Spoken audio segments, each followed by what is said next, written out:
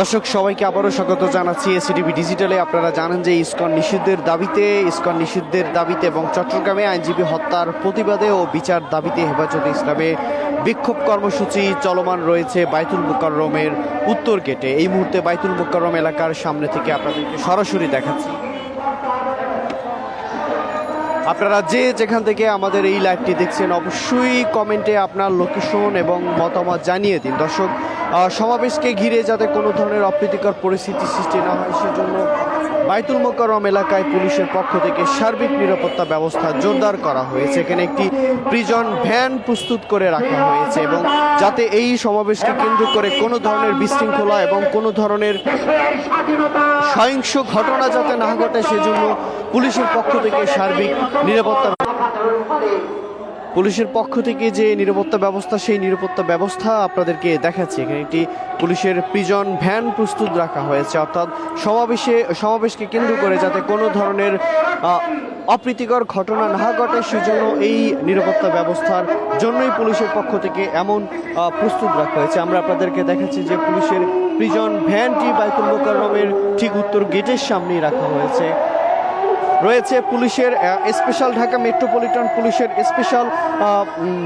Special কয়েকটি team এখানে নিরাপত্তার জন্য মোতায়েন করা রয়েছে এবং বাইতুল মুকাররমের উত্তর গেট থেকে এই মুহূর্তে এসিটিভি ডিজিটালে আপনাদেরকে সরাসরি দেখাচ্ছি যে আপনারা জানেন যে ইসকন নিষিদ্ধের দাবিতে বাইতুল মুকাররম মসজিদের উত্তর গেটে হেফাজতে ইসলামের যে বিক্ষোভ কর্মসূচি সেই বিক্ষোভ কর্মসূচি এই মুহূর্তে চলমান রয়েছে এবং সেই বিক্ষোভ কর্মসূচির অংশ হিসেবে বাইতুল মুকাররম এলাকায় মুসল্লিদের ঢল নেমেছে। সেই সমাবেশকে কেন্দ্র করে যেই মুসল্লিদের যেই সমাগম সেই সমাগমে যাতে কোনো ধরনের অপ্রীতিকর পরিস্থিতি না ঘটে সেজন্য এই সার্বিক নিরাপত্তা ব্যবস্থা জোরদার করে রাখা হয়েছে।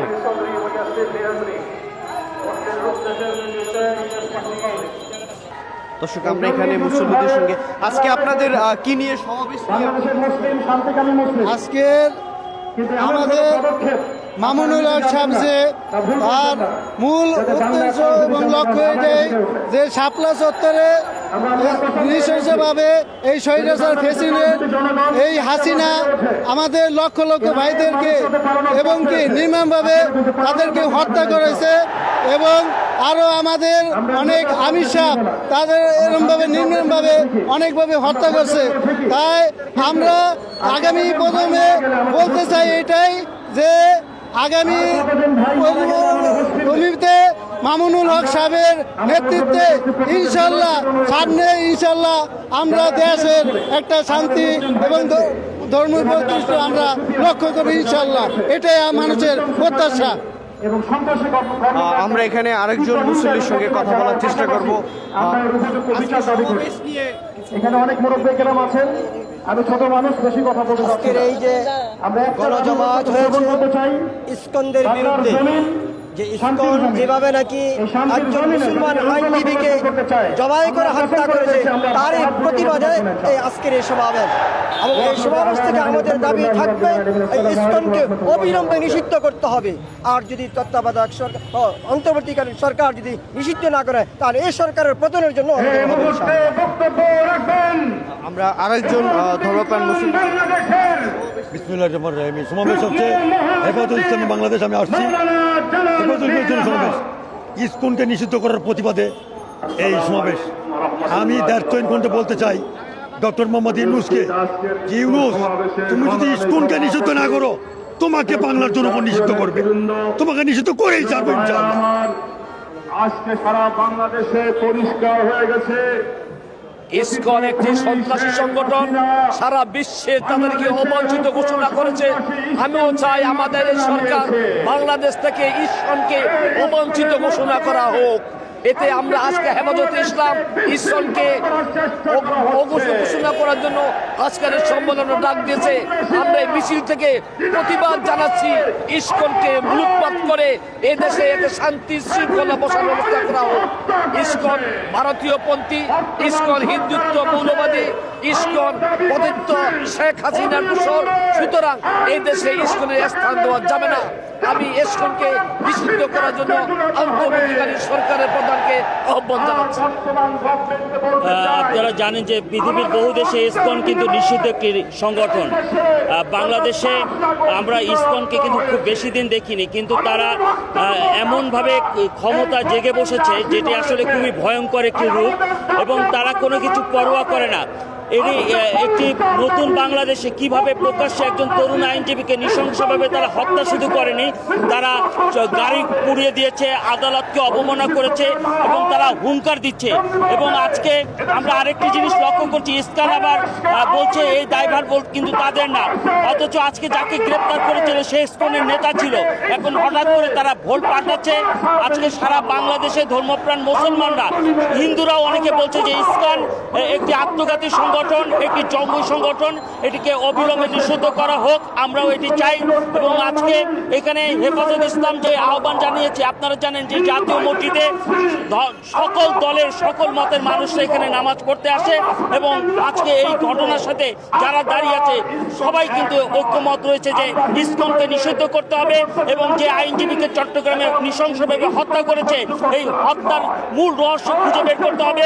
এখানে কি কি কারণ রয়েছে, আওয়ামী কোনো দোষররা রয়েছে কিনা, এবং এই প্রভাকাণ্ডের পিছনে আরো কি কি ঘটনা রয়েছে এগুলো খুঁজে বের করতে হবে, এবং খুঁজে বের করে দৃষ্টান্তমূলক শাস্তি দিতে হবে। আমরা আশা করছি অচিরেই ইসকনকে বর্তমান অন্তর্বর্তীকালীন সরকার নিষিদ্ধ ঘোষণা করবে, এবং সাইফুল ইসলাম আলিফকে যারা হত্যা করেছে এই হত্যার কারিগরের নাম শ্বেতপত্র তাদের তালিকা প্রকাশ করবে। ধন্যবাদ। আসসালামু আলাইকুম। আসলে এই যে ইসকন যেভাবে আমাদের বাংলাদেশে মাথাছাড়া দিয়ে উঠছে, এটা আমরা জানি, আমরা দেখতেছি যে স্বৈরাচারী যে বিগত স্বৈরাচারী সরকার, সে তাদেরকে পুরোপুরি সাপোর্ট করে তারাই বাংলাদেশে লেলিয়ে দিচ্ছে এই জঙ্গি সংগঠনে আমাদের এই মসজিদের মধ্যে আক্রমণ করছে, আমাদের ভাই আলিফকে হত্যা করেছে। আমরা তাদেরকে এই একটা জঙ্গি সংগঠন হিসাবে বাংলাদেশের মধ্যে নিষিদ্ধের দাবি জানাচ্ছি।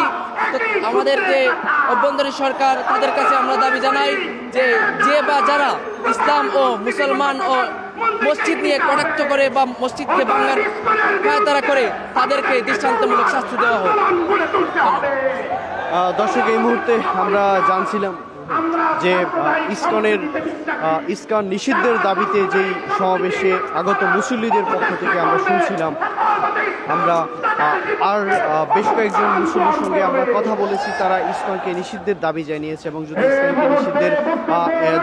ইসকনকে নিষিদ্ধ না করে তাহলে এই অন্তর্বর্তী সরকারেরও তারা পতন দাবি করেছে।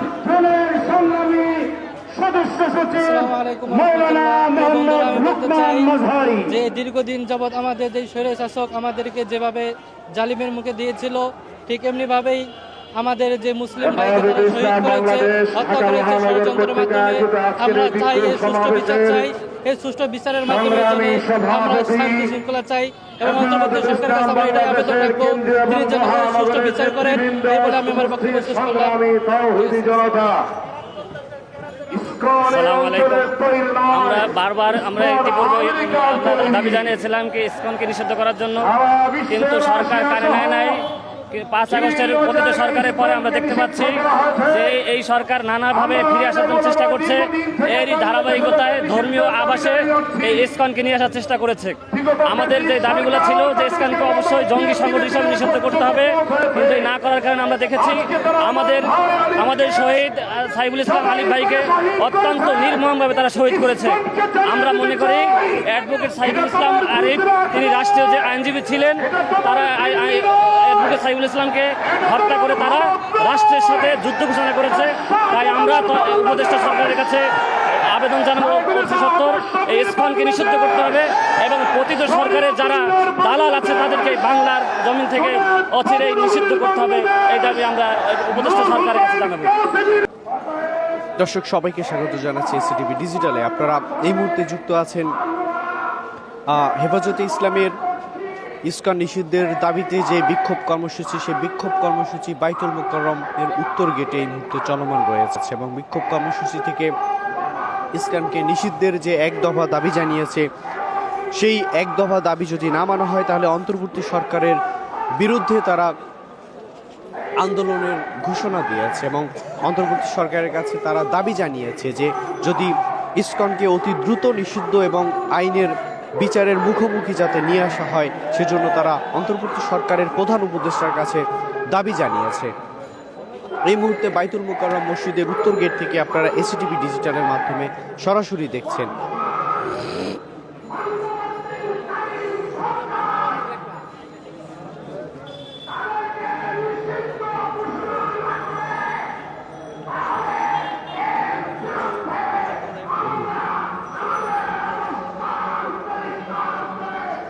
এই মুহূর্তে আপনারা দেখতে পাচ্ছেন যে ইসকনকে নিষিদ্ধের দাবিতে হেফাজতে ইসলামের বিক্ষোভ কর্মসূচি, সেই বিক্ষোভ কর্মসূচি বাইতুল মোকাররমের উত্তর গেট থেকে আপনারা দেখছেন।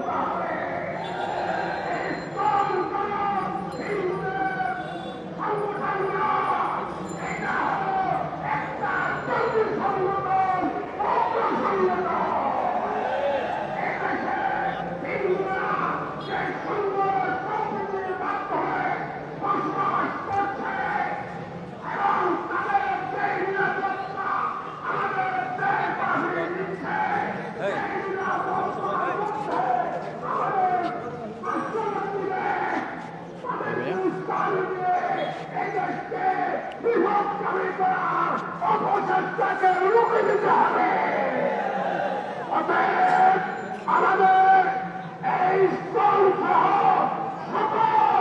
হিন্দুত্ববাদী ছাত্র সংগঠনের বিরুদ্ধে সত্যার ভূমিকা রাখে এবং আমি হত্যাকারীদের সুস্থ বিচার করার দাবি জানিয়ে আমার বক্তব্য শেষ করছি।